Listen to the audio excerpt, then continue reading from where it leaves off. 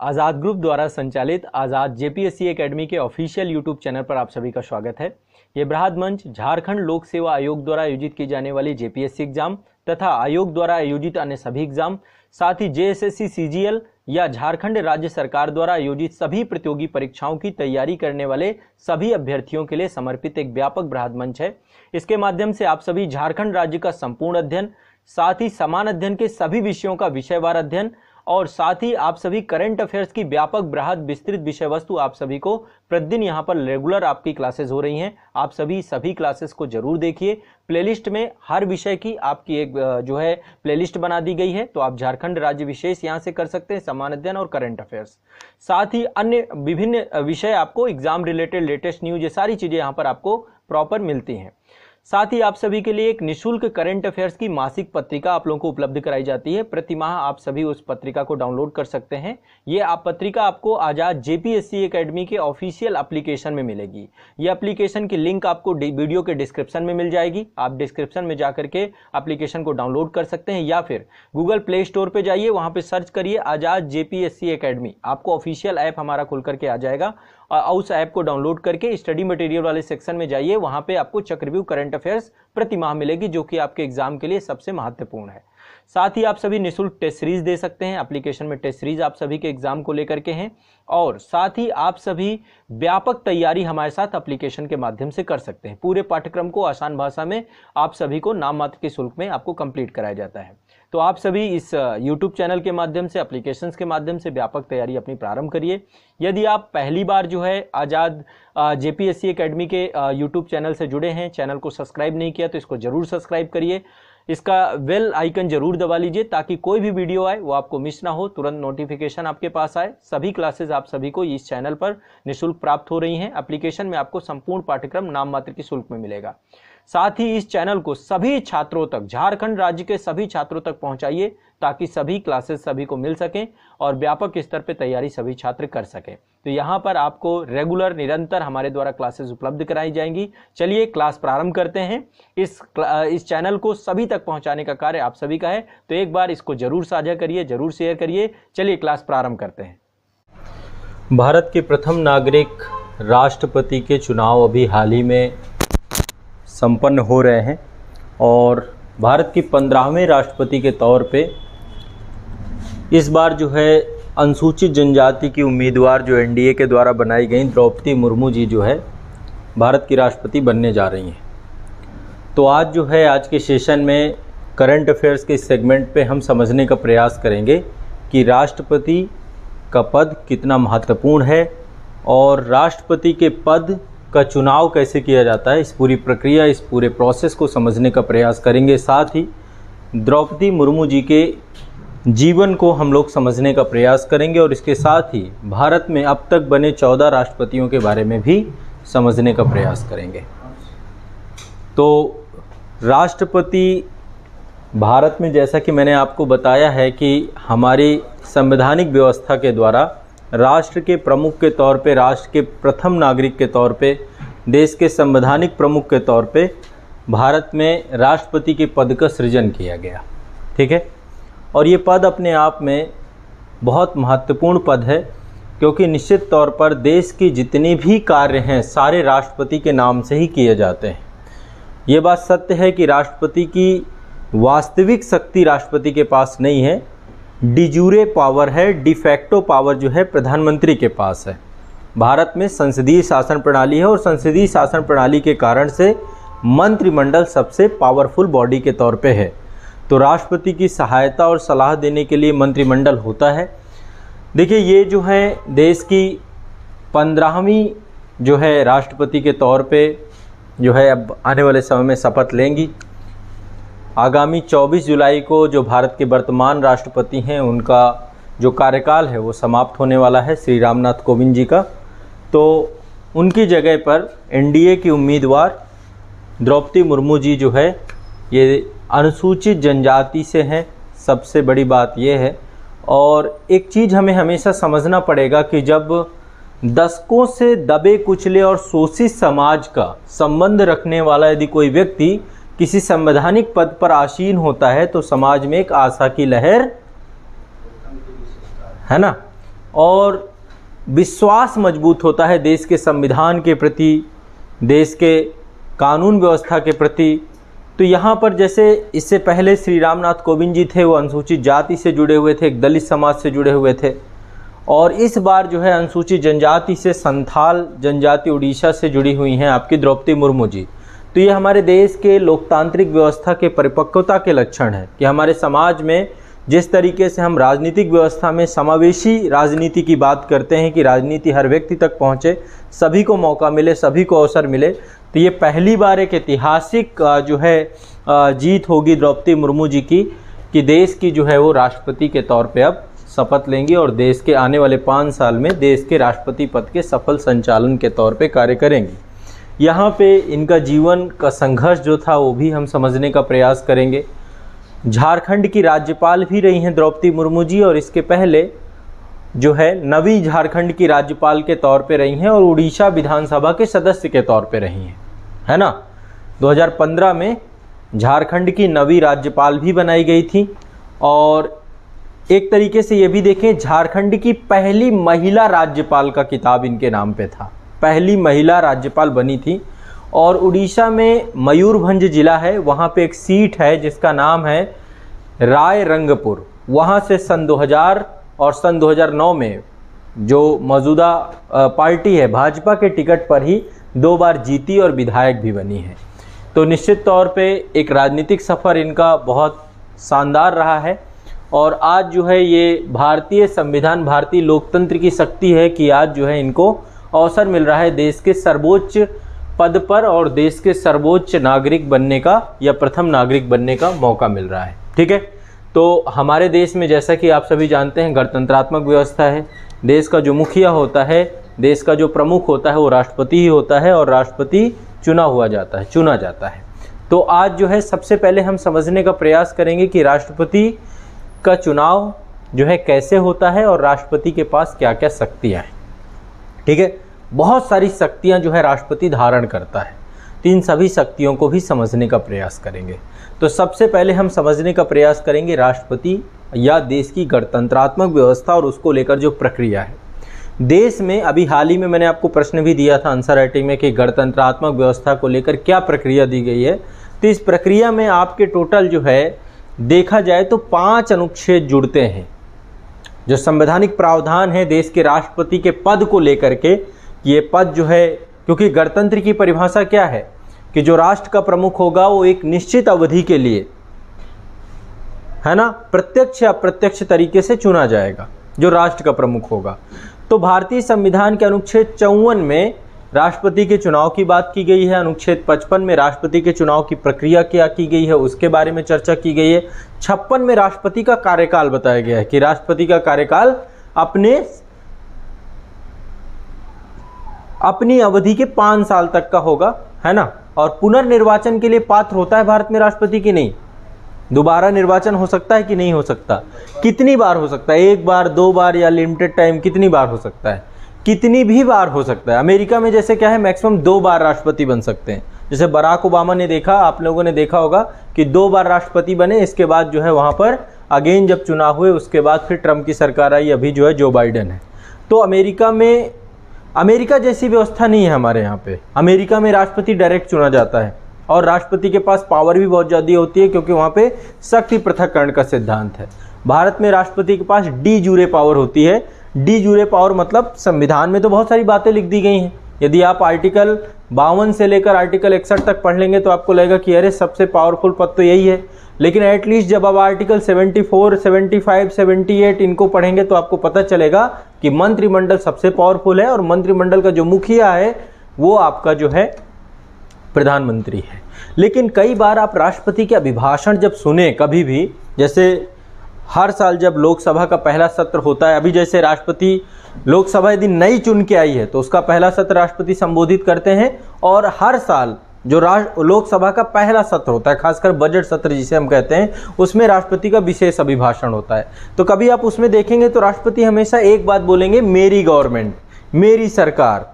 तो यहाँ पे जो मेरा शब्द है इसका मतलब क्या है कि हमारे देश का शासन प्रशासन कार्य संचालन सारा का सारा राष्ट्रपति के द्वारा किया जाता है, और एक तरीके से प्रधानमंत्री या मंत्रिमंडल जो है एक तरीके से हमारे देश के गार्जियन के तौर पे राष्ट्रपति हर जगह रहते हैं और उनकी सहायता और संचालन के लिए मंत्रिमंडल काम करते हैं, इसलिए हर जगह पे वो अपने ऊपर पूरी जिम्मेदारी लेते हैं। तो राष्ट्रपति के नाम से ही सारी, इसीलिए धन्यवाद प्रस्ताव लाया जाता है जब राष्ट्रपति का विशेष अभिभाषण होता है, और धन्यवाद प्रस्ताव का पारित होना सदन में बहुत आवश्यक होता है। यदि धन्यवाद प्रस्ताव पारित नहीं होता तो ये माना जाता है कि सदन में सरकार की विश्वसनीयता कम हुई है, इसलिए फिर विश्वास प्रस्ताव लाना पड़ता है, नहीं तो सरकार गिर भी सकती है आपकी।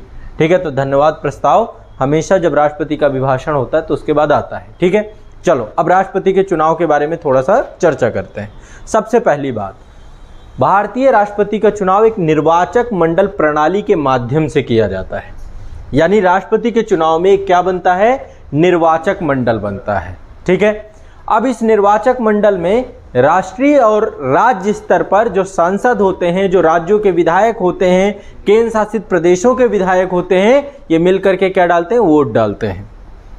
जनता के द्वारा प्रत्यक्ष तरीके से राष्ट्रपति को ना चुन करके अपने प्रतिनिधियों के द्वारा या जनता द्वारा चुने गए प्रतिनिधियों के द्वारा, यहाँ पे चुने हुए प्रतिनिधि शब्द में प्रयोग कर रहा हूँ, मनोनीत प्रतिनिधि कोई भी राष्ट्रपति के वोट नहीं डाल सकता है। तो राष्ट्रीय और राज्य स्तर पर संसदों द्वारा वोट डाले जाते हैं, विधायकों द्वारा वोट डाले जाते हैं, और इस चुनाव का आयोजन कराता है भारतीय चुनाव आयोग, इलेक्शन कमीशन ऑफ इंडिया, उसी के निर्देशन में चुनाव होते हैं।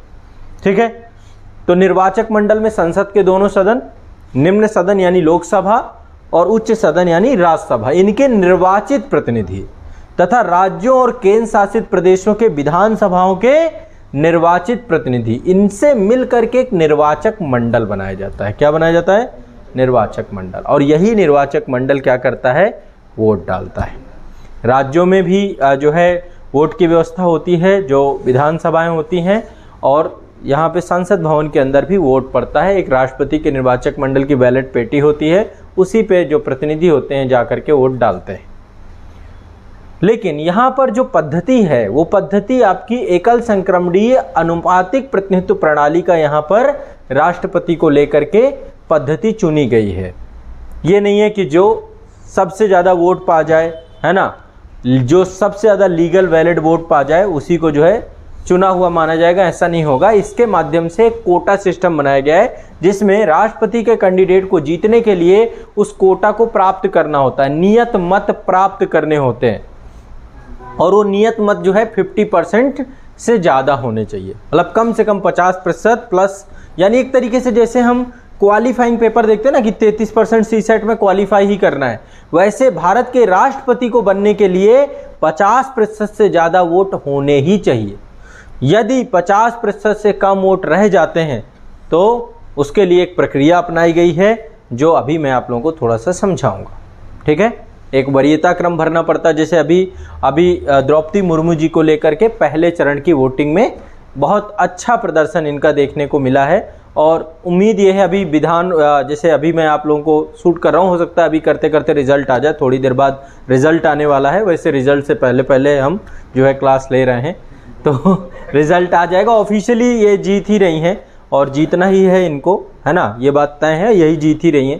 तो कहने का मतलब ये है कि जो है जब भी चुनाव होता है तो चुनाव में एक वरीयता क्रम भरा जाता है, मैं अभी उसके बारे में बताऊंगा। अब देखो प्रक्रिया क्या होती है, प्रक्रिया बहुत आसानी से समझिए। 1974 तक क्या होता था, कोई भी व्यक्ति भारत के जो 35 साल की उम्र प्राप्त कर चुका है, जो विशेष अर्हताएं दी गई, भारत का नागरिक है ना, और वो जो अर्हताएं उनको जो धारण करता है, 35 साल से ज़्यादा उम्र, वो राष्ट्रपति के चुनाव में खड़ा हो सकता था। तो बहुत लोग खड़े हो जाते थे, दिक्कत क्या थी, है ना। अब तो 15,000 रुपये लगता है, पहले बहुत कम लगता था। एक तरीके से क्या बोलते हैं उसको, एक जमानत राशि जो होती है, तो अब 15,000 रुपये की जमानत राशि है, पहले जमानत राशि बहुत कम थी। तो सभी लोग, बहुत लोग खड़े हो जाते थे, नॉन सिंसियर लोग भी खड़े हो जाते थे, राष्ट्रपति का चुनाव लड़ रहे हैं। तो निर्वाचन आयोग के द्वारा क्या किया गया, एक नियम लागू किया गया कि अब 1974 के बाद जो भी भारत के राष्ट्रपति का चुनाव लड़ेगा उसको 50 प्रस्तावक चाहिए होंगे और 50 अनुमोदक चाहिए होंगे, चाहे वो केंद्र के हों चाहे राज्य के हों। कोई समस्या? प्रस्तावक अनुमोदन, जो प्रस्ताव करें और जो अनुमोदन कर दें। प्रस्तावक अलग है, अनुमोदक अलग है। 50 प्रस्ताव करने वाले होने चाहिए कि ये राष्ट्रपति के पद के लिए हम इनका प्रस्ताव कर रहे हैं, और अनुमोदक जो उनमें सहमति कर दें। ठीक है, तो वो राज्य स्तर के विधायक भी हो सकते हैं, या फिर तो इतना आपको कम से कम लाना पड़ेगा, तब आपका नामांकन होगा। तो मतदान से पूर्व पहले नामांकन होता है। ठीक है, जब नामांकन होता है तो वहां पर चुनाव में खड़े होने का, नामांकन का मतलब क्या होता है पता है? नॉमिनेशन का मतलब होता है चुनाव में खड़े होने का इरादा, कि मैं इरादा जाहिर करता हूं कि मैं इस चुनाव में लड़ना चाहता हूं। अब इसके लिए 50 प्रस्तावक होने चाहिए, 50 अनुमोदक होने चाहिए। अनुमोदक मतलब समर्थक, जो समर्थन कर दें। ठीक है, तो जैसे आप देखेंगे राष्ट्रपति के चुनाव के लिए जब नामांकन के लिए राष्ट्रपति जाते हैं तो उनके साथ समर्थक जाते हैं। अभी जैसे उपराष्ट्रपति का भी चुनाव, उपराष्ट्रपति के लिए भी यही है, वहाँ पर भी प्रस्तावक और अनुमोदक आपके पास होने चाहिए। तो जब कभी भी नामांकन, हर एक चीज़ में प्रस्तावक अनुमोदक होते हैं, है ना। आप कभी प्रधान का भी चुनाव देखिएगा, मैं तो बहुत नीचे स्तर के चुनाव की बात कर रहा हूँ, उसमें भी लिखा रहता है निवेदक समस्त ग्रामवासी, पूरे गांव के लोगों ने मिलकर मुझे खड़ा किया है, ऐसा वो लिखते हैं ना, निवेदक है ना, समर्थक। तो आमतौर पे राष्ट्रपति के चुनाव के लिए 50 प्रस्तावक और 50, ये मिलना बड़ा आसान नहीं है, समझ रहे हैं ना। थोड़ा ना कि आप 50 प्रस्तावक और 50 अनुमोदक लेके पहुंच जाएंगे। तो इसलिए आमतौर पे जो भारत की बड़ी सत्ताधारी पार्टी होती हैं, और खासकर जो बड़े गठबंधन दल होते हैं, जैसे हमारे यहाँ पे एनडीए है, यूपीए है, तो संयुक्त प्रगतिशील गठबंधन है, या राष्ट्रीय लोकतांत्रिक गठबंधन है ना। हाँ प्रस्तावक में विधायक भी, हाँ बिल्कुल, राज्य स्तरीय, ये तो मैंने बताया ना, राज्य स्तरीय या केंद्र स्तरीय दोनों हो सकते हैं। ठीक है, तो पहले तो आपको ये समझना है कि पहले नामांकन होगा, नामांकन में 50 प्रस्तावक 50 अनुमोदक होंगे तो आपका नामांकन स्वीकार किया जाएगा, और इसके बाद चुनाव की प्रक्रिया चालू होगी। जो भी राष्ट्रपति के पद पे खड़ा होगा वो अपील करेगा कि मुझे वोट दीजिए, है ना। हर राज्य की विधानसभा में भी जाते हैं, हर जगह जा करके हर पार्टियों से मिलते हैं, पार्टी प्रमुखों से मिलते हैं कि आप मेरे पक्ष में वोट डालिएगा। ठीक है, अब चूंकि यहाँ पर मामला थोड़ा सा अलग है, भारत के राष्ट्रपति पूरे भारत का प्रतिनिधित्व करते हैं, पूरे भारत का प्रतिनिधित्व करते हैं। ठीक है, तभी गणतंत्रात्मक व्यवस्था के सदस्य हैं। तो ऐसे में भारत के राष्ट्रपति के लिए मत देने का एक फार्मूला बनाया गया है। एक संसद के मत की वैल्यू होती है और एक विधायक के मत की वैल्यू होती है। इनके मतों की वैल्यू बनाई गई है ना, कितनी कीमत किसके मत की होगी। तो इसमें जो वैल्यू बनाई गई है, आपको एक फार्मूला यहाँ पे बता रहा हूँ कि एक संसद यदि वोट देता है तो उसके कितने मत माने जाते हैं। एक संसद सदस्य के मतों का मूल्य क्या माना जाता है? जितने भी राज्य हैं सभी के विधायकों के मतों का कुल मूल्य निकाल लिया जाता है। ठीक है, पहले विधायक का समझते हैं, जब विधायक का समझोगे संसद का समझ में आ जाएगा। देखो, एक विधायक के मत का मूल्य कितना होता है, यानी एक विधायक यदि वोट देता है तो उसका मतलब कितनी वोट के। ठीक है, तो एक विधायक जब वोट देता है तो राज्य की कुल जनसंख्या, ठीक है, राज्य में विधानसभा के निर्वाचित कुल सदस्यों की संख्या और गुणे 1/1000 कर दिया जाता है। इससे निकल आता है एक विधायक के मत का मूल्य। ठीक है, तो हर एक राज्य में अलग अलग होगा। समझ पा रहे मेरी बात? नहीं समझ पा रहे हो? बहुत कठिन नहीं है।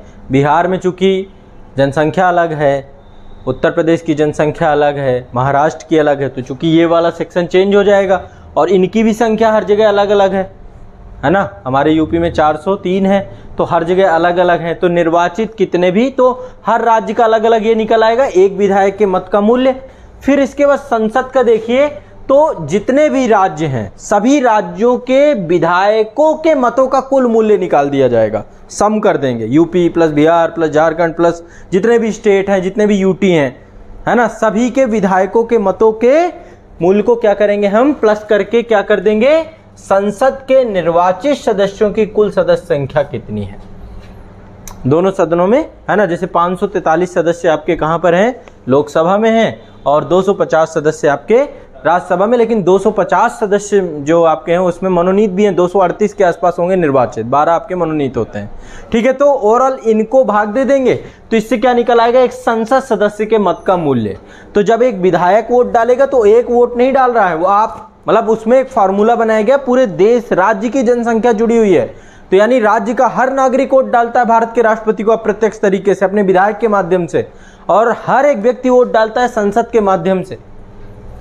समझ रहे हैं? तो इनके मतों की वैल्यू होती है है ना। और अभी जैसे आप लोग रिजल्ट देखेंगे तो आप देखेंगे कि जो है जैसे अभी तक हालिया मुझे पता है क्योंकि अभी 1-2 घंटे बाद रिजल्ट आएगा, तो अभी मैं देख रहा था 4 बजे हुए हैं, अभी जनगणना जो चल रही है 4 बजे तक के जो 540 वोट प्राप्त हुए थे मुर्मू जी को, द्रौपदी मुर्मू जी की, और यशवंत सिन्हा जी जो आपके दूसरे जो पक्ष में थे उनको 208 वोट प्राप्त हुए थे।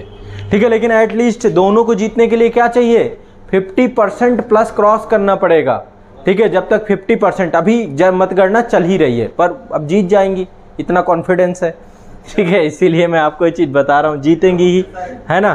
तो कहने का मतलब सिर्फ ये है कि ये मत वैल्यू को इस तरीके से बनाया जाता है। ठीक है, विधायक का कुल मत कौन सा है? विधायक का ये है ना, ये विधायक का ही तो है, राज्य की कुल जनसंख्या बटे राज्य के विधायक विधानसभा के सदस्यों के। विधायक का आएगा उन सभी को जोड़ के ऊपर वाले। हाँ, वो तो आपका संसद वाला अलग है। संसद वाले में सभी राज्यों के विधायकों को जोड़ लेंगे, सबका प्लस करके सम करके फिर भाग दे देंगे निर्वाचित सांसदों से। इसमें क्या दिक्कत है? विधायक के मतों का कुल। हाँ, तो वही तो है, कुल मतों के ही तो बात कर रहा है। विधायकों के जो मत यहाँ से निकलेंगे उनके कुल मतों का कुल मूल्य। ठीक है, तो ये आपका एक फॉर्मूला है संसद के एक मत का मूल्य और विधायक के एक मत के मूल्य का, कि एक मत क्या होगा। ठीक है, तो एक मतों के वैल्यू को लेकर के भी सिस्टम बनाया गया है। ठीक, अब चलिए एक एक करके हम समझते जाएंगे। तो सबसे पहली बात ये आपको समझना है। अब एक चीज़ और ध्यान रखिएगा, मतदाता कौन हो गए इसमें? जो निर्वाचक मंडल में है। आप तो मतदाता होंगे नहीं, और कोई एक मतदाता यदि है तो एक से अधिक उम्मीदवार का ना तो नामांकन कर सकता, प्रस्ताव कर सकता, ना तो समर्थन कर सकता। एक ही को करेगा। ये नहीं कि हम तो यशवंत सिन्हा जी को भी कर रहे हैं, हम द्रौपदी मुर्मू जी को भी कर रहे हैं, ऐसा नहीं हो सकता। एक ही का करेगा, या तो उनका कर रहा है या तो उनका कर रहा है। हाँ, ठीक है। तो प्रत्येक संसद या विधायक द्वारा डाले गए वोट की गणना एक वोट के रूप में नहीं की जाती है, बल्कि उसके मतों की वैल्यू इस तरीके से निकाल ली जाती है। पहले तो ये स्पष्ट होना चाहिए। ठीक है, कोई दिक्कत वाली बात है नहीं। समझते हैं? समझ रहे हैं, नहीं समझ रहे हैं? ठीक है, बहुत सिंपल सा मैटर है, इसमें कोई दिक्कत वाली बात नहीं है। इसके बाद देखिए, जो विधायकों का मत है, आपको पता है जनगणना अलग अलग निर्भर करती है, जनगणना हर राज्यों की अलग अलग है। जनगणना को लेकर के जो मैंने आपको ये पढ़ाया है कि जो बेस ईयर बनाया गया है, 84वां संविधान संशोधन करके जो आधार वर्ष बनाया गया है, वो 2001 की जनगणना के अनुसार बनाया गया है। 2026 में इसमें बदलाव किया जाएगा, पर 2001 की जनगणना के अनुसार जो है, जो राज्यों की जनगणना उस पर आधारित किया जाएगा। 2026 में इसमें बदलाव आ जाएगा। ठीक है, और सेंट्रल के लिए 1971 की जनगणना रहती है, उसी को आधार वर्ष बनाया जाता है। तो आधार वर्ष अलग अलग है, ये पॉलिटी में मैंने आपको आराम से समझाया है। ठीक है, क्या समस्या है? क्या हुआ आपको? बड़ी हंसी आ रही है अवधेश जी।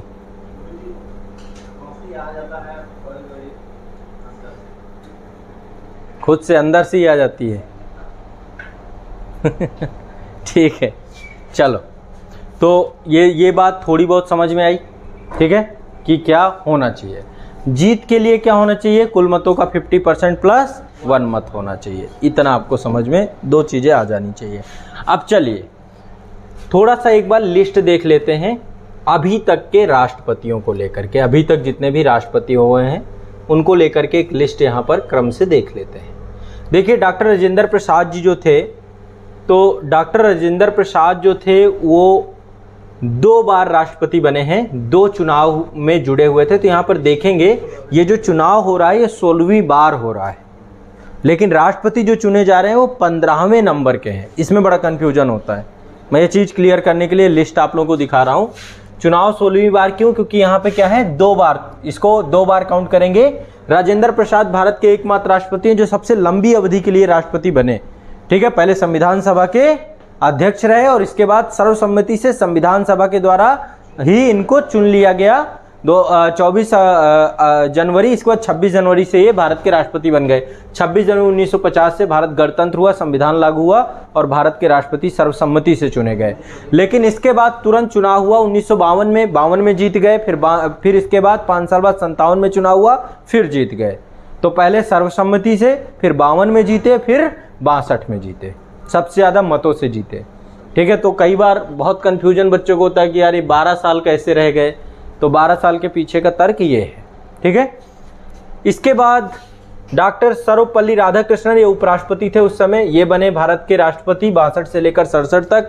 इसके बाद डॉक्टर जाकिर हुसैन 13 मई 1967 से लेकर 3 मई 1969 तक ये बने भारत के राष्ट्रपति।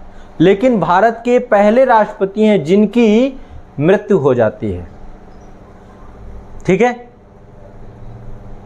ठीक है, इनकी मृत्यु हो जाती है अपने कार्यकाल के दौरान। इसके बाद देखो एक्टिंग प्रेसिडेंट आते हैं, बीबी गिरी साहब एक्टिंग प्रेसिडेंट आते हैं। और जैसे ही मतलब एक्टिंग प्रेसिडेंट जब होते हैं तो आपको पता है कि सिर्फ और सिर्फ 6 मंथ के लिए हो सकते हैं, उसके अंदर अंदर चुनाव कराना पड़ेगा। ठीक है, और ये उस समय एक्टिंग प्रेसिडेंट किस बिहाफ पे आते हैं, क्योंकि ये वाइस प्रेसिडेंट होते हैं इंडिया के। लेकिन इनको लगा कि मुझे वोट चुनाव लड़ना है, मतलब मुझे भी राष्ट्रपति का मैं चुनाव ही लड़ लेता हूँ, एक्टिंग में कितना बात बनेगी। तो ये चुनाव लड़ने चले गए, तभी सुप्रीम कोर्ट के जो न्यायाधीश हैं मोहम्मद हिदायतुल्लाह जी, ये एक्टिंग प्रेसिडेंट बन जाते हैं। जब राष्ट्रपति का पद खाली हो, उपराष्ट्रपति का पद खाली हो, तो उस पद पे कौन आ जाएगा? सुप्रीम कोर्ट के न्यायाधीश। यदि सुप्रीम कोर्ट के न्यायाधीश जो मुख्य न्यायाधीश हैं, यदि उनका पद भी खाली है तो कौन आ जाएगा? सुप्रीम कोर्ट के वरिष्ठतम न्यायाधीश, जो सबसे वरिष्ठतम होंगे। क्या हुआ, कंफ्यूजन है इसमें? नहीं, उसके बाद शायद हाई कोर्ट जाते हैं। नहीं भाई, किसने कह दिया? ऐसे नहीं करते। कहाँ से पढ़ते हैं आप लोग? कम से कम मेरे इतने सारे इंटायर वीडियो, मास्टर वीडियो सब कुछ बना के दे दिया आप लोगों को, कम से कम देख भी लिया करिए, ऐसा मत किया करिए। ठीक है ना? अरे नहीं भाई, वहाँ बात ही नहीं करनी है। सुप्रीम कोर्ट के वरिष्ठतम न्यायाधीश। ठीक है, यदि सुप्रीम कोर्ट के मुख्य न्यायाधीश नहीं होंगे तो वरिष्ठतम न्यायाधीश होंगे, उसके बाद वरिष्ठता के आधार पे बनते रहेंगे। यदि ऐसा वैसे बड़ा रेयर है, बट फिर भी जानकारी के लिए आपको यही समझना है। ठीक है, इसके बाद आपके हिदायतुल्लाह जी भी एक्टिंग थे, फिर बीबी गिरी जी राष्ट्रपति का चुनाव जीत जाते हैं और जीतने के बाद ये फुल टाइम प्रेसिडेंट बनते हैं 69 से लेकर 74 तक। इसके बाद फ़खरुद्दीन अली अहमद आते हैं 74 से लेकर 77 तक। इसके बाद देखिए इनकी भी मृत्यु हो जाती है पद पे रहते हुए। 2 राष्ट्रपति हैं हमारे, पहले हैं जाकिर हुसैन साहब, दूसरे हैं फ़खरुद्दीन अली अहमद साहब। इन्हीं के टाइम पीरियड पे देश में इमरजेंसी लगी थी, आपातकाल लगा था आंतरिक आधार पे। ठीक है, इंदिरा गांधी की सरकार थी, तो ये आपको ध्यान रखना है। इसके बाद इनकी भी मृत्यु हो जाती है। फिर आपके बीडी जत्ती आते हैं। ठीक है, बीडी जत्ती आपके वसप्पा दनप्पा जत्ती। ठीक है, बीडी जत्ती साहब भारत के एक्टिंग प्रेसिडेंट बनते हैं। इसके बाद चुनाव होता है, नीलम संजीव रेड्डी निर्विरोध चुने जाते हैं 1977 में। मोरारजी देसाई की सरकार होती है, 5 साल तक रहते हैं। फिर इसके बाद ज्ञानी जैल सिंह आते हैं। इस समय इंदिरा गांधी की हत्या हो जाती है और ये भारत के पहले राष्ट्रपति जिन्होंने पॉकेट वीटो का इस्तेमाल किया। तो 25 जुलाई 1982 से लेकर 25 जुलाई 1987 तक भारत के राष्ट्रपति रहते हैं। इसके बाद रामास्वामी वेंकटरमन 25 जुलाई से लेकर के 25 जुलाई 1992 तक ये रहते हैं। इसके बाद शंकर दयाल शर्मा आते हैं 1992 से लेकर 97 तक, लगातार 5 साल। इसके बाद KR नारायण भारत के पहले दलित राष्ट्रपति के तौर पे रहते हैं 97 से लेकर 2002 तक। फिर APJ अब्दुल कलाम आते हैं 2002 से लेकर 2007 तक। इसके बाद प्रतिभा देवी पाटिल आती हैं, भारत की पहली महिला प्रेसिडेंट 2007 से लेकर 2012 तक। इसके बाद प्रणब मुखर्जी आते हैं और 2012 से लेकर 2017 तक। फिर श्री रामनाथ कोविंद जी आते हैं 2017 से लेकर के 2022 तक। 24 जुलाई तक अभी पदस्थ हैं। 24 जुलाई के बाद जैसे ही शपथ ग्रहण होगा जो है द्रौपदी मुर्मू जी का, तो भारत की ये कौन सी बन जाएंगी, किस नंबर की? 15वीं नंबर की। याद क्या रखना है, व्यक्ति के आधार पे 15वीं नंबर की। और जो भारत के राष्ट्रपति का चुनाव हो रहा है ये 16वां चुनाव है। ठीक है, पर्सन 15वां है, चुनाव 16वां है, क्योंकि राजेंद्र प्रसाद जी 2 बार बन गए थे। सर एक ही कार्यकाल में रिटायर होता है? नहीं, ऐसा 5 साल बाद फिर से चुनाव लड़ लें। कितने बने पर कहाँ कहाँ रहते हैं आप? सबसे पहले डॉक्टर राजेंद्र प्रसाद जी कितने रहे, बाकी तो फिर अब एक ऐसे थोड़ा ना सब एक पर्टिकुलर एज में बनते हैं और फिर दोबारा फिर से उनको प्रस्ताव किया जाता है, नहीं किया जाता है। राजनीतिक पार्टियों से जुड़ाव भी इस चीज़ का होता है, ठीक है, तो ये आपको ध्यान रखना है, ठीक है। भारत के पहले मुस्लिम राष्ट्रपति कौन थे? डॉक्टर जाकिर हुसैन। भारत के पहले सिख राष्ट्रपति कौन थे? ज्ञानी जैल सिंह। भारत के पहले दलित राष्ट्रपति या एससी राष्ट्रपति कौन थे? के.आर. नारायण। और जो अभी मौजूदा राष्ट्रपति रामनाथ कोविंद जी हैं, अभी दलित राष्ट्रपति हैं। तो भारत के संविधान की एक खूबी है ना, ब्राह्मण राष्ट्रपति भी हैं। हर एक पद जो मतलब जाति आधारित जो एक देखा जाता है, और जैसे अनुसूचित जनजाति से जुड़ी हुई हैं तो इसलिए बहुत महत्वपूर्ण हो जाता है, ठीक है। तो ये आपको ध्यान में रखना। देश की आज़ादी के 57 साल बाद भारत को पहली महिला राष्ट्रपति मिली थी, प्रतिभा देवी सिंह पाटिल, ठीक है। और आज जो है ये दूसरी बार हो रहा है कि देश की एक महिला प्लस एसटी, ठीक है, दोनों चीज़ें हैं, तो इसको समझना होगा, ठीक है। तो चुनाव 5 साल बाद होता है। सैलरी लगभग 5 लाख के आसपास होती है, टैक्स वैक्स भी कटता है। Life time medical service, housing, Rashtrapati Bhavan मिलता है इतना भव्य, है ना।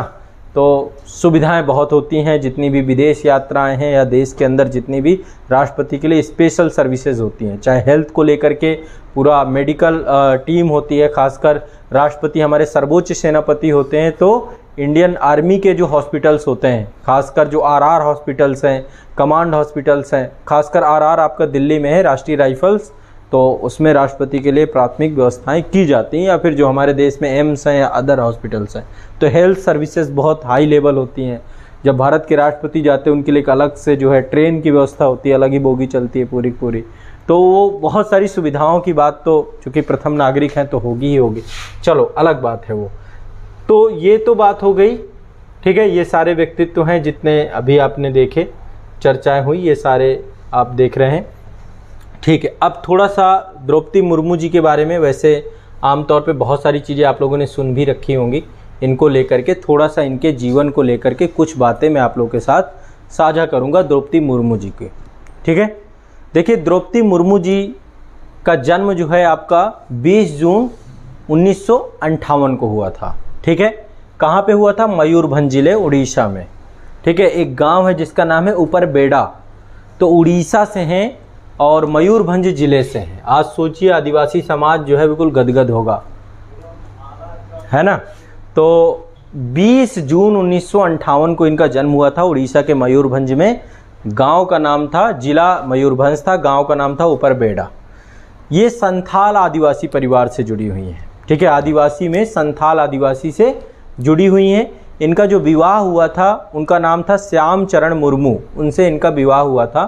और इसके बाद जो है 4 बच्चे थे, 4 बच्चे में 3 बच्चों की लगातार मृत्यु हो जाती है। लगातार क्या, 1984 में इनकी बेटी है उसकी मृत्यु हो जाती है, 2009 में एक बेटा ख़त्म हो जाता है, 2013 में एक बेटा ख़त्म हो जाता है, 2014 में पति की भी मृत्यु हो जाती है। तो आप ये समझ सकते हैं कि अपने आप में बहुत एक संघर्षमय जीवन होता है। जब परिवार के लोग जो है आपके सामने जो है जाने लगते हैं तो स्थिति बहुत बुरी हो जाती है ऐसे में, ठीक है। तो लगातार जो है अभी सिर्फ एक बेटी है इनकी, ठीक है, और बेटी का नाम है इतिश्री, है ना, इतिश्री एक बेटी है। तो अब राष्ट्रपति भवन बड़ा है, ठीक है। और देखो यही सौभाग्य की बात होती है, जीवन में कब क्या बदल जाए किसी को नहीं पता होता है, ठीक है। और जिस तरीके से इनका एक संघर्ष भरा जीवन रहा, इसके बाद ये राज्यपाल के पद तक पहुंची। राज्यपाल के पद के बाद जिस तरीके से लगातार इलेक्शन लड़ना और जीतना भारत में, ये दिखाता है कि आप एक ऐसे व्यक्ति हैं, कर्मठ व्यक्ति हैं जो कि काम करते हैं। तो ये इनकी लाइफ के बारे में बेसिक थोड़ी बहुत जानकारी मैंने आपको बताई कि भारत का राष्ट्रपति जो बन रहा है वो अपने आप में बहुत ही योग्य व्यक्ति है, ठीक है। थोड़ा सा आप लोग देखते रहिएगा, जैसे ही चुनाव का रिजल्ट आए वैसे ही, ठीक है। मैं औपचारिक तौर पे, वैसे जीत तो यही रही हैं, ऐसे थोड़ा ना मैं पूरा इतिहास पढ़ा रहा हूँ आप लोगों को, पर यह होता है कि औपचारिक तौर पे एक बार औपचारिकता, देखो मुद्दा यही है, जब कल के दिन एग्ज़ाम होगा ना, हाँ, ब्रेकिंग न्यूज़ में क्या चल रहा है,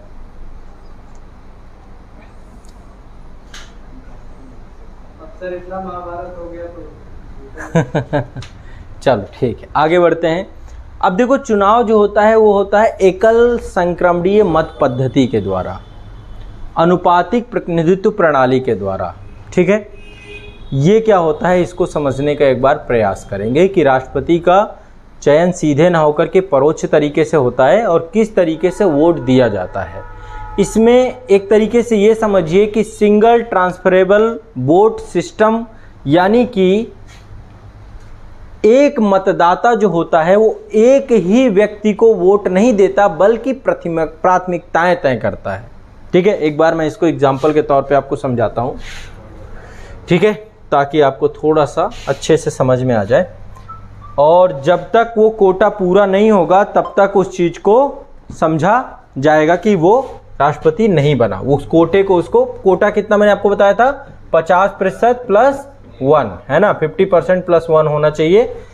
अब इसके लिए वैध मतों का इतना होना चाहिए। इसके लिए सिस्टम क्या बनाया जाता है, मान लीजिए ये ऐसे समझते हैं इसको, यहाँ पे मैं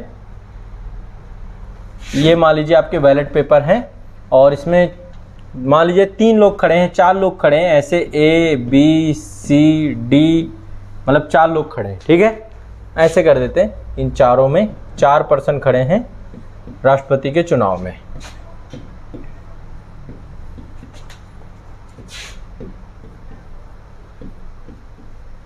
ठीक, अब इसको समझने का प्रयास करिएगा।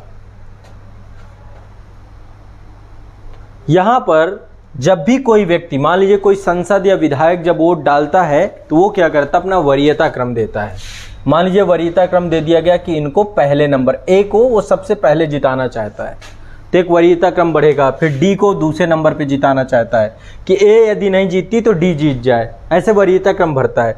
इसको तीसरे नंबर पे जिताना चाहता है, इसको चौथे नंबर पे जिताता है, तो एक वरीयता क्रम देता है वो अपना। ऐसे ही यहाँ पे भी वरीयता क्रम होगा कि मान लो ए पहले नंबर पे है, फिर दूसरे नंबर पे, मतलब ये पर्सन 1 हो गया, P1 हो गया, मान लो ये P2 दूसरा व्यक्ति है तो उसने भी वोट डाला, तो उसने पहली वरीयता में ए को रखा, दूसरी वरीयता में ए मतलब द्रौपदी मुर्मू मान लीजिए। ठीक है, और दूसरे नंबर पे ये बी आपके यशवंत सिन्हा जी हैं, तो इसने क्या किया, यशवंत सिन्हा जी को दूसरे नंबर पे रख दिया, फिर डी को तीसरे पे रख दिया, इसको चौथे पे रख दिया। फिर इसके बाद P3 कोई तीसरा पर्सन वोट डालने जाता है तो उसने क्या किया, पहली वरीयता में यशवंत सिन्हा जी को रख दिया। ठीक है, पहली वरीयता में यशवंत सिन्हा जी को रख दिया, दूसरी वरीयता में, ठीक है, द्रौपदी जी को रख दिया, तीसरी में सी को रख दिया और फिर इसको यहाँ पे रख दिया। ऐसे करके वरीयताएं देनी होती है कि किसको आप पहली प्रेफरेंस देते हैं।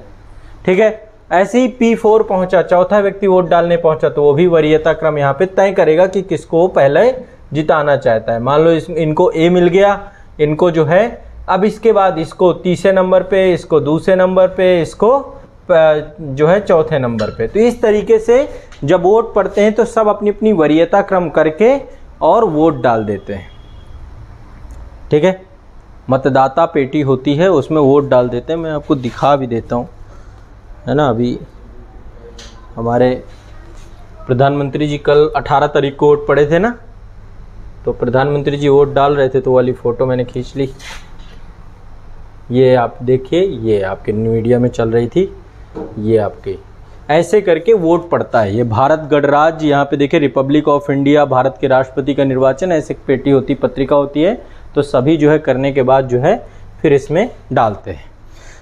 इसके बाद जो है क्या होता है, जब वोटिंग हो जाती है, ऐसे सारे मेंबर का काम होता है, सारे मेंबर जो हैं, ठीक है, वोट डालते हैं, इसमें वोट डालते हैं। सुधांशु त्रिवेदी जी डाल रहे हैं। तो जब वोट पड़ते हैं इसके बाद जो है आपका गिनती चालू होती है, काउंटिंग। सबसे पहले काउंटिंग होगी पहली वरीयता में। पहली वरीयता में किसे रखा गया है, पहली वरीयता में। यदि पहली वरीयता की काउंटिंग हुई और पहली वरीयता में ही रिजल्ट आ जाता है, मान लीजिए इनको भी कहीं पे, यहाँ पे देखो पहली वरीयता इनको मिली हुई है, तो पहले पहली वरीयता किनको मिली है उनकी काउंटिंग होती है। ठीक है, और पहली वरीयता की काउंटिंग में यदि 50% प्लस 1 प्राप्त हो जाता है किसी को, तो राष्ट्रपति का विजयी उम्मीदवार घोषित कर दिया जाता है। लेकिन कई बार ऐसा हुआ है कि पहली, जैसे बीबी गिरी साहब के उसमें हुआ था कि पहली वरीयता में रिजल्ट नहीं फाइनल हुआ तो दूसरी वरीयता गिनना पड़ा। तो फिर क्या होगा, जो लास्ट, जिसके सबसे लास्ट आएंगे, जो सबसे अंतिम में आएगा, उसके क्या किए जाएंगे, पहले तो वोट हटा दिए जाएंगे, उसको डिस्क्वालीफाई घोषित कर दिया जाएगा और उसके वोटों को ट्रांसफ़र कर दिया जाएगा। उसको जितने भी वोट मिले होंगे अगली वरीयता में, उसको सब ट्रांसफ़र कर दिया जाएगा ऊपर सब में, ठीक है। और ट्रांसफ़र करने के बाद फिर काउंटिंग चालू होगी और उस काउंटिंग में दूसरी वरीयता में यदि 50% + 1 प्राप्त हो गए तो भारत का राष्ट्रपति चुन लिया जाएगा। मान लो इसके बाद भी यदि नहीं प्राप्त हो पाते 50% + 1, जो कि बड़ा रेयर होता है, बट फिर भी मान लेते हैं, तो फिर इसके बाद जो सबसे लास्ट में उसको डिस्क्वालीफाई घोषित कर दिया जाएगा और उसके सारे मतों को ट्रांसफ़र कर दिया जाएगा। और इसके बाद अगेन फिर काउंटिंग होगी, तीसरी वरीयता की काउंटिंग होगी और उसमें जिसको मत प्राप्त होंगे। तो इस तरीके से एक पूरा का पूरा प्रोसेस होता है। जब तक नियत मतों का कोटा नहीं प्राप्त हो जाता, कोई भी भारत का राष्ट्रपति नहीं बन पाता है। बताइए, कोई दिक्कत है इसको समझने में? सिंपल सा है, ठीक है। तो ये भारत के राष्ट्रपतियों की लिस्ट है। अब वर्तमान राष्ट्रपति आपकी जो है द्रौपदी मुर्मू जी जो है बनने जा रही हैं। ट्रांसफर वाला जिसके सबसे लास्ट में है, मान लीजिए डी सबसे लास्ट में आया, तो अगली वरीयता की जब दूसरी वरीयता की काउंटिंग होगी तो उसके कुछ वोट होंगे, उन वोटों को सब में ट्रांसफर कर दिया जाएगा बराबर बराबर, ऊपर के जितने भी होंगे, और ट्रांसफर करके अगेन काउंटिंग होगी। पहली वरीयता में नहीं, कोई ना कोई लास्ट होगा। पहली वरीयता में कोई तो लास्ट निकलेगा, तो अगली वरीयता में उसकी काउंटिंग नहीं होगी, उसको डिस्क्वालीफाई करके उसके वोटों को सब में ट्रांसफर करके फिर आपका काउंटिंग चालू होगी दूसरी वरीयता की।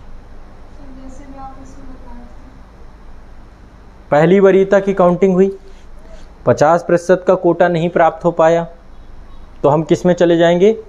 दूसरी वरीयता की काउंटिंग में जाएंगे। तो पहली वरीयता में जो अंतिम आएगा, सबसे लास्ट में आएगा, तो उसके वोट को हम क्या करेंगे? पहले तो उसको डिस्क्वालीफाई घोषित कर दिया जाएगा और उसके वोटों को अगली जब दूसरी वरीयता की काउंटिंग होगी तो सब में क्या किया जाएगा? ट्रांसफर कर दिया जाएगा। उसको जितने भी वोट दूसरी वरीयता में प्राप्त होंगे सबको वो बराबर बराबर ट्रांसफर कर दिए जाएंगे और ट्रांसफर करने के बाद फिर काउंटिंग चालू की जाएगी। दिक्कत क्या है इसमें? बहुत सिंपल सा मामला है। इसमें क्या नहीं समझ में आ रहा? क्या नहीं आ रहा? मैं लास्ट में वही तो पूछ रहा हूं। सिंपल सा मामला है, पहली वरीयता में कोई तो अंतिम होगा, जब दूसरी वरीयता की काउंटिंग होगी तो अंतिम वाले व्यक्ति को हटा करके की जाएगी काउंटिंग, उसे नहीं रखा जाएगा। इसमें क्या समझ नहीं आ रहा? इतना समझ में आ रहा है?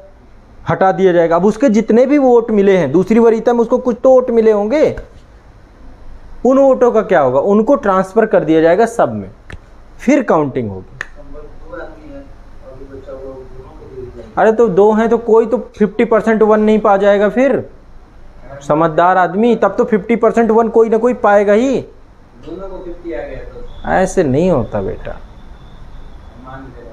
ऐसे कैसे मान ले? ऐसे नहीं, मतलब आप लोग अतार्किक प्रश्नों से बचिए। कैसे हो जाएगा? दोनों को कैसे हो जाएगा? जब दूसरी वरीयता की काउंटिंग में आप जा रहे हो तो फिर जो सबसे लास्ट वाला है उसके वोट तो ट्रांसफर किए जा रहे हैं ना। जैसे अभी सर 2 ही खड़े हैं, दोनों अभी 2 ही खड़े हैं, ऐसे पॉसिबल ही नहीं है, नहीं हो सकता है। ठीक है, तो ये आपका जो है भारत के राष्ट्रपति का चुनाव और इससे जुड़ी हुई चीज़ें थी। अब यहाँ पे मैं एक बार थोड़ा सा राष्ट्रपति की शक्तियों के बारे में आपको चर्चा करूँगा।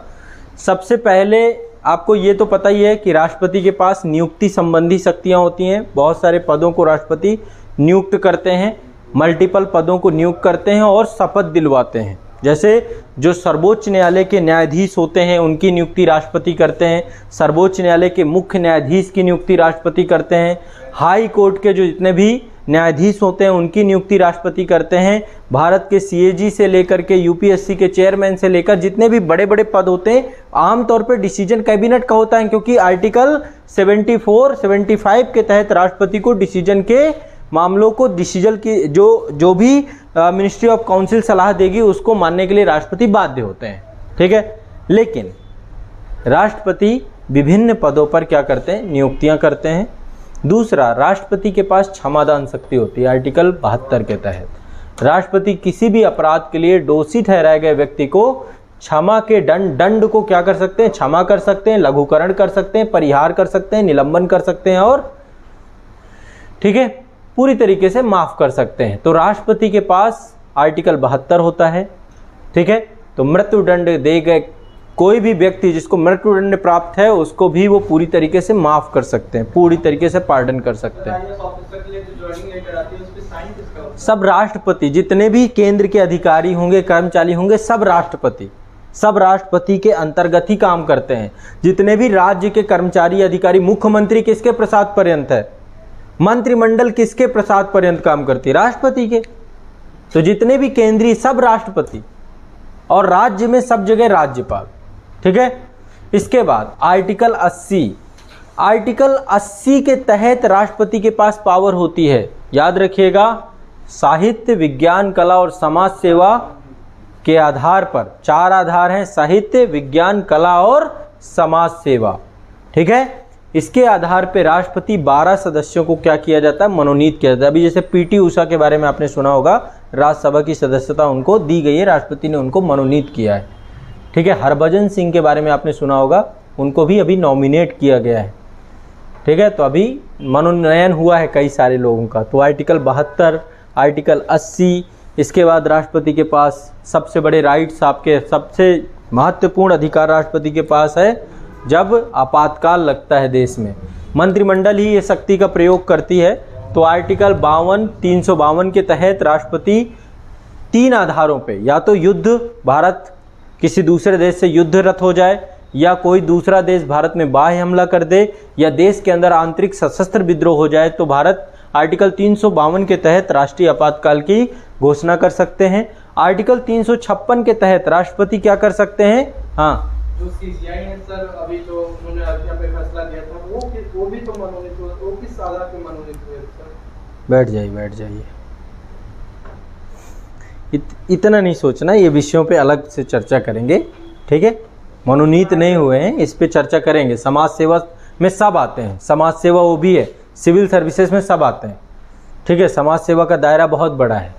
ठीक है, विशेष ज्ञान, व्यवहारिक ज्ञान किसी भी आधार पे किया जा सकता है। समाज सेवा में तो फिर क्या बचता है बताइए, सबको ही आ जाता है ना, तो उस पर अभी बाद में बात करेंगे। आर्टिकल 356 आपका राष्ट्रपति शासन की बात करता है। राष्ट्रपति शासन किस आधार पे, राज्यपाल क्या करते हैं, रिपोर्ट प्रस्तुत करते हैं राष्ट्रपति को राज्य के संवैधानिक तंत्र के चलने के आधार पे। यदि राज्यपाल ये कहते हैं कि राज्य का शासन प्रशासन संवैधानिक आधारों पे नहीं चल रहा, तो आर्टिकल 356 के तहत राष्ट्रपति क्या कर सकते हैं, राष्ट्रपति शासन लगा सकते हैं और केंद्र के द्वारा, केंद्र की संसद के द्वारा सारी विधायी कार्यों को जो है और कार्यपालिका का काम जितना भी होता है वो सारा राज्य के गवर्नर के द्वारा किया जाता है। तो 356 दूसरा आपातकालिक शक्ति। और तीसरा वित्तीय आपातकाल, यदि देश में कभी ऐसा हो जाता है कि देश के अंदर किसी भी भाग में या देश के संपूर्ण हिस्से में वित्तीय संकट की दशा में राष्ट्रपति के पास वित्तीय आपातकाल।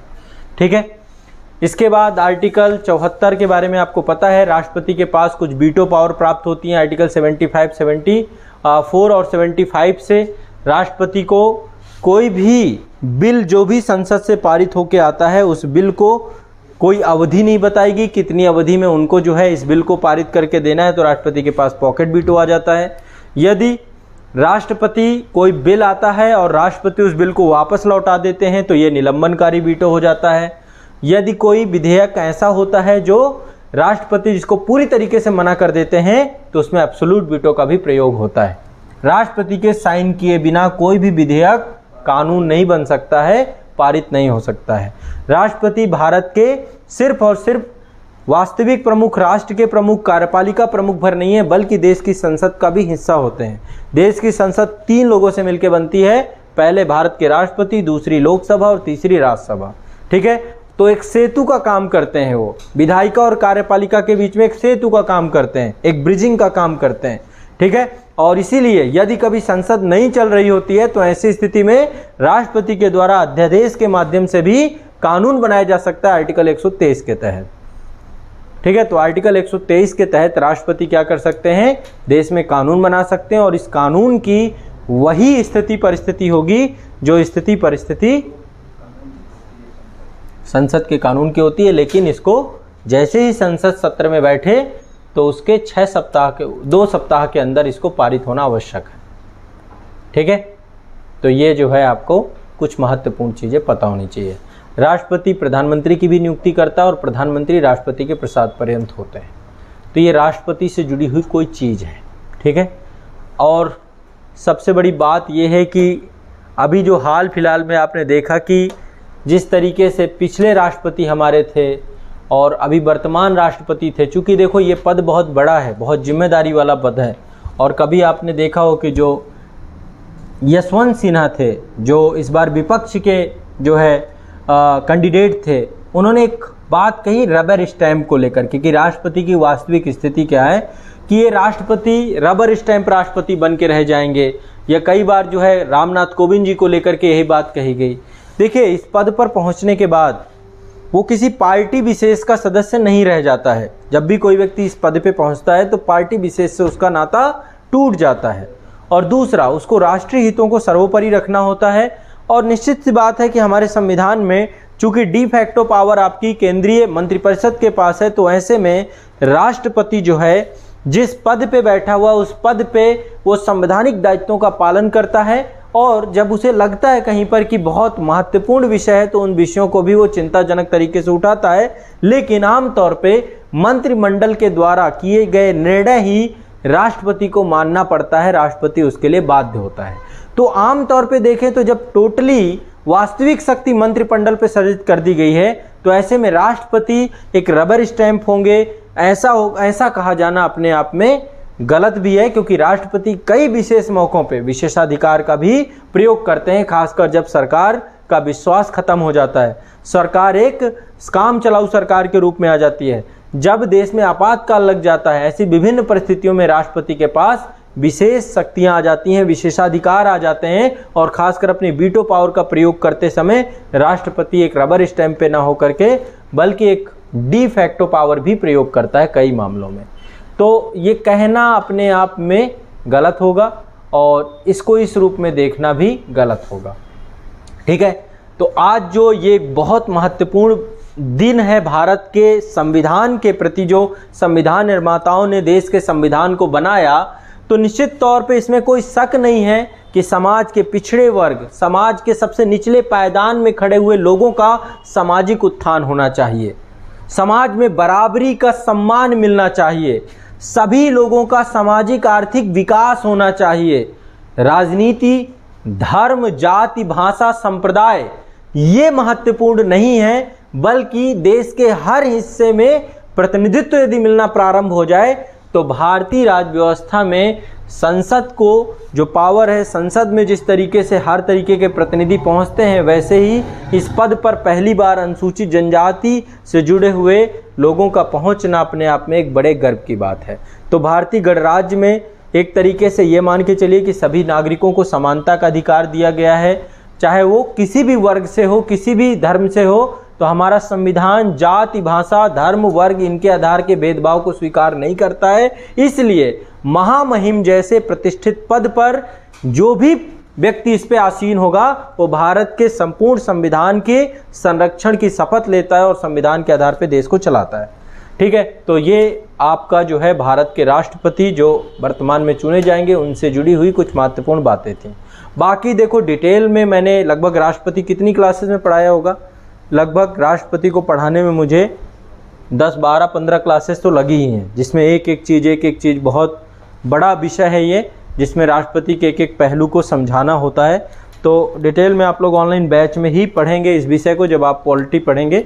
अभी के लिए सिर्फ इतनी जानकारी मैं आप लोगों को उपलब्ध कराऊंगा। ठीक है, तो ये आपका करंट से जुड़ा हुआ भी टॉपिक है। आपको एक तो ये पता होनी चाहिए, ये लिस्ट आपके रटी होनी चाहिए, आपको जानकारी होनी चाहिए, कम से कम इतना तो पता ही होना चाहिए कि क्या लिस्टिंग रही। तो एक हायरार्की आप लोग जरूर तैयार करिएगा। जितने भी भारत के राष्ट्रपति आए हैं गिने चुने नाम है, तो इसलिए आपको इनको याद जरूर रखना है। ठीक है, और ये याद रखना है ये 15वें नंबर की राष्ट्रपति भारत की होंगी। ठीक, तो ये कुछ महत्वपूर्ण विषय थे। बाकी मेरे ख्याल से जो भी चीज़ें होंगी क्लास में हम लोग देखेंगे नेक्स्ट। ठीक है, चलिए।